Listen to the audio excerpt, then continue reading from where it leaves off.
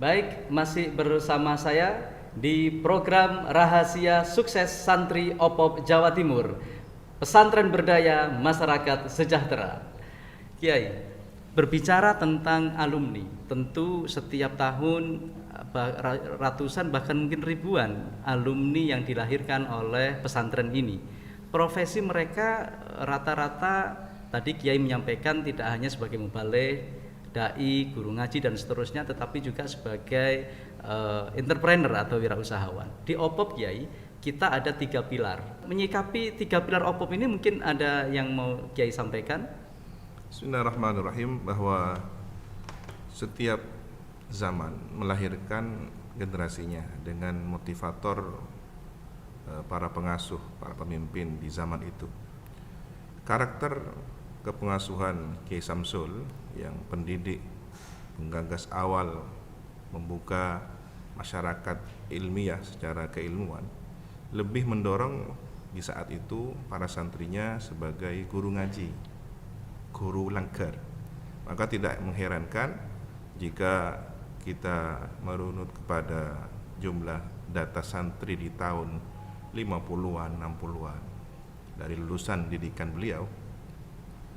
Mereka adalah para pendidik, guru alif ba'ta. Berbeda dengan era kepengasuhan Kiai As'ad. Lahirlah pejuang. Kemudian selain para kiai, pemangku pesantren, rata-rata lembaga yang diasuhnya adalah lembaga pendidikan yang memiliki sistem kurikulum. Ini di era Kiai As'ad sudah tertata cukup baik. Ada madrasah, ada lembaga-lembaga pendidikan umumnya. Seiring itu juga terus disertai dengan hal yang tentunya bersifat kebutuhan. Maka disinilah menyertai adanya perekonomian. Kalau di era Kiai Samsul mungkin banyak petani, di era Kiai As'ad mulai ada pengusaha.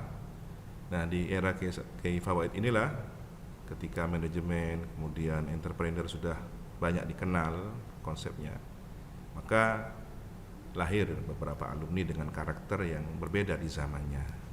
Tentu berbicara profit ala pesantren harus dicatat dengan keberkahan, ya, tambahan kebaikan di atas suatu usaha baik. Nah, itu orientasinya. Jangan kemudian kita melihat berapa omset yang diperoleh, tetapi untuk apa. Nah, ini juga penting. Boleh jadi perorangan berbeda omset itu, tetapi yang kalkulasi nominalnya lebih besar belum tentu peruntukannya besar untuk kebaikan perjuangan misalkan. Nah, ini kan juga harus ada standar pemahaman yang sama tentang keberhasilan itu sendiri, sukses itu sendiri ala santri. Nah, ini mungkin perlu kita sepakati bersama. Bahwa ada keberkahan ya, ada yang baik di atas kebaikan. Betul. Saya dengar Kiai, kalau alumni pesantren ini banyak juga ya yang akhirnya mendirikan pesantren. Sepengetahuan Kiai, alumni sini yang sukses mendirikan pondok di mana saja Kiai? Ya, di berbagai daerah, di Madura sendiri, di Jawa Timur juga, bahkan di luar Pulau Jawa seperti di Kalimantan.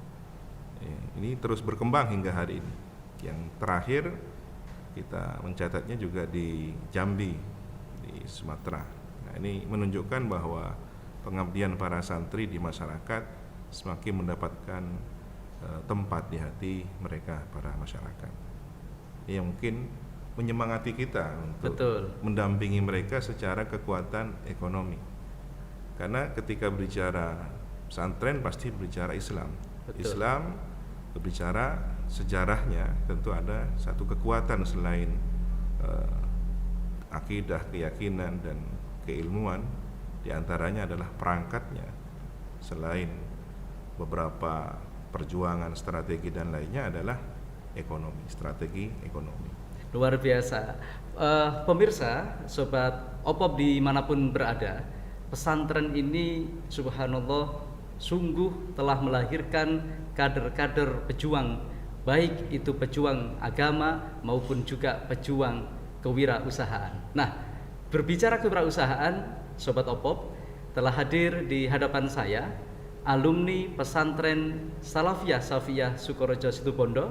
Beliau ini adalah alumni angkatan 2017 dan Sobat Opop baru 3 tahun menjalankan bisnis yang dirintis sejak tahun 2017.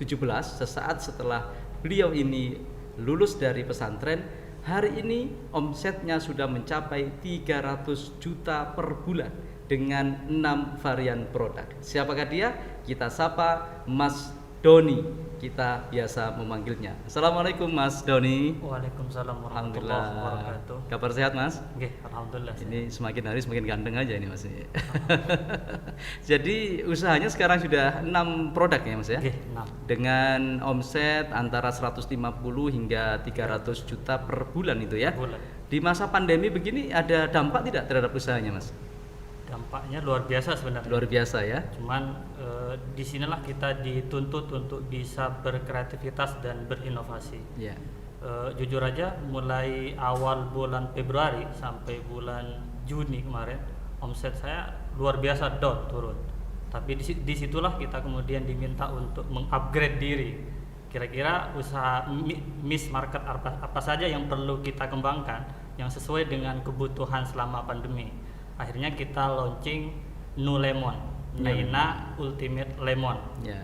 Alhamdulillah perkembangannya sangat pesat karena sesuai dengan kebutuhan selama pandemi, yaitu sebagai suplemen, sebagai tambahan vitamin agar kita fit. Mas, saya penasaran ya, sebagai alumni santri, kemudian mendirikan usaha, lalu modalnya ini kan tentu tidak sedikit ya. Emang Mas Doni ini anaknya orang kaya ya? Tidak, biasa saja. Oh, biasa. Jadi biasanya kalau anaknya orang kaya kan kemudian dikasih modal cukup lalu suruh berbisnis gitu ya. Kalau Mas enggak ya, biasa-biasa aja ya? Biasa saja. Terus modalnya dari mana tuh Mas? Saya bisnis awal dari modal 200.000 dan itu yang kemudian oleh saya dengan istri dikembangkan. Waktu itu kita beli makaroni 10 kilo dalam kondisi sangat terdesak waktu itu.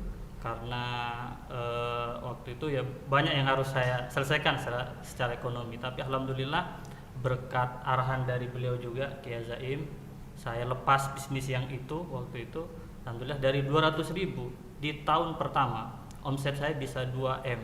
Wow. Jadi 2M. bahasa saya kepada teman-teman, dari 200.000 bisa sampai 2M itu kalau bukan karena barokahnya guru-guru, kalau bukan karena doanya guru-guru, dan kalau bukan karena niat yang baik, nggak mungkin hal itu bisa tercapai. Emangnya Mas Doni udah memberdayakan berapa orang sekarang ini? Saya modelnya karena saya adalah prinsipnya adalah pemberdayaan, maka saya pakai sistem padat karya. Oke. Jadi semuanya tidak saya kerjakan sendiri, artinya gagasan dari kami, kemudian bagaimana pelaksanaan teknis di lapangan, kemudian kita panggil beberapa orang tetangga, teman kerabat, kita kasih konsepnya, kita kasih ilmunya, kamu kerjakan. Sudah puluhan orang Mas yang berhasil Mas Doni berdayakan ini? Untuk satu miss aja, misal kayak lemon itu sampai 20 orang. Wow. 20 orang. Rata-rata 20, kalau 6 kali produk bisa ratusan orang ya, diberdayakan oleh satu alumni. Kita bayangkan kalau 10 alumni 1.200 ya.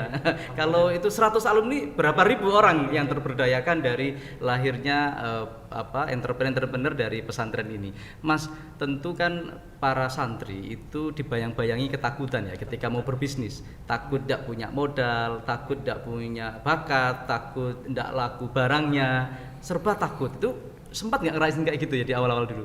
Sifat takut, khawatir itu pasti ada. Pasti ada itu ya. Manusiawi banget. Tapi tadi itu bahwa selama bisnis kita mindsetnya sudah benar, bahwa itu adalah sebagai wasilah untuk nolong orang. Tapi kemudian yang penting adalah kita sering lupa perlu mengupgrade diri, upgrade ilmunya. Setiap sesuatu itu pasti ada ilmunya. Yang namanya amal tanpa ada ilmu sebagai ruhnya ya mati. Maka disinilah kemudian saya mencoba mengikuti beberapa workshop, training baik online maupun offline, sampai saya ke Jawa Barat berapa kali bolak-balik ikut itu, mencari ilmunya itu gimana caranya, sehingga kekhawatiran saya kemudian lambat laun itu kemudian menipis. Saya karena tadi itu optimis, iya, ilmunya kita dapat, insya Allah bisa terus bertahan hingga saat Mas, ini. Waktu itu nikah dulu atau bisnis dulu Mas? Nikah dulu. Biasanya sih Istri itu kan pingin punya suami yang berpenghasilan tetap tuh. Nah, wirausahawan itu kan tidak tetap gitu ya. Kadang naik, kadang turun, kadang nol gitu, kadang minus. Terus gimana itu sikap istri waktu itu, waktu Mas mau bilang aku mau berbisnis nih Dek gitu, gimana waktu itu? Justru kalau saya terbalik. Oh, Justru yang optimismenya tinggi itu terhadap bisnis justru istri saya. Bahkan sampai salah satu cerita bahwa dia pernah dari dalam kamar selama 6 bulan dapat reward mobil. Yang waktu itu oleh Kiai Zaim saya dipanggil bahwa suruh kesimpulannya bisnis itu syubhat gitu. Jadi saya bismillah karena ini petunjuk guru saya harus lepas. Ternyata alhamdulillah berkat keikhlasan tadi itu melepas barang syubhat, kemudian berkembang menjadi seperti yang kita rasakan saat ini. Jadi itulah bedanya bisnisnya santri dengan yang non santri itu. Yang syubhat aja ditinggalkan, apalagi yang haram gitu. baik. Iya, pemirsa, Sobat Opop dimanapun Anda berada, terakhir menarik sekali untuk kita bahas bahwa santri itu beda dengan non santri. Subhat aja ditinggal, apalagi yang haram. Nah, inilah kelebihan kalau kita berbisnis dengan santri. Bagaimana berbisnis sesuai syariah yang dituntunkan oleh Allah melalui Rasulullah Shallallahu Alaihi Wasallam. Baik, pemirsa, Sobat Opop dimanapun Anda berada, kita akan kembali setelah ini tetap dalam program Rahasia Sukses Santri Opop Jawa Timur, Pesantren Berdaya Masyarakat Sejahtera.